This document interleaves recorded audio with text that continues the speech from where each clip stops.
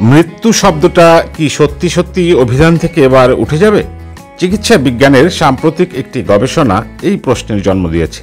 আমেরিকার ইয়েল বিশ্ববিদ্যালয়ের একদল গবেষক একের পর এক বিস্ময়কর এবং যুগান্তকারী পরীক্ষা নিরীক্ষার মাধ্যমে মৃত্যুর কয়েক ঘন্টা পরে শূকরের মস্তিষ্কে কোষীয় কার্যকলাপ সফলভাবে পুনরুদ্ধার করেছেন।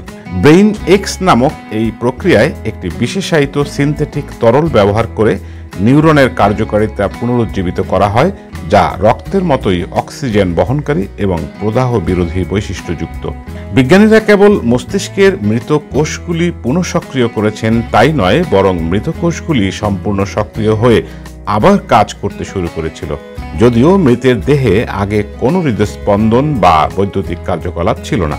যদিও এই প্রযুক্তিটি শূকরের উপর পরীক্ষা করা হয়েছে, তবুও মানুষের চিকিৎসার জন্য এর প্রভাব বিশাল। এর ফলে কি ভবিষ্যতে এমন কিছু ঘটতে পারে যেখানে স্ট্রোক, ডুবে যাওয়া বা আঘাতজনিত মস্তিষ্কের ক্ষতি ক্লিনিক্যাল মৃত্যুর কয়েক ঘন্টা পরেই পুনরুদ্ধার করা সম্ভব হবে? নাকি আমরা এমন একটি অবস্থায় পৌঁছাচ্ছি যেখানে মৃত সংজ্ঞা দেয়া অসম্ভব হয়ে উঠবে? কিছু প্রতিক্রিয়াশীল নীতিবিদ অবশ্য সতর্ক করে দিচ্ছেন যে বিজ্ঞানীরা হয়তো সীমা অতিক্রম করছে। তবে সত্যিই যদি মস্তিষ্কের কার্যকলাপ পুনরায় চালু করা সম্ভব হয়, এমনকি আংশিকভাবেও, তাহলে কোমায় চলে যাওয়া রোগীদের জন্য এটি নিঃসন্দেহে আশার আলো জাগাবে।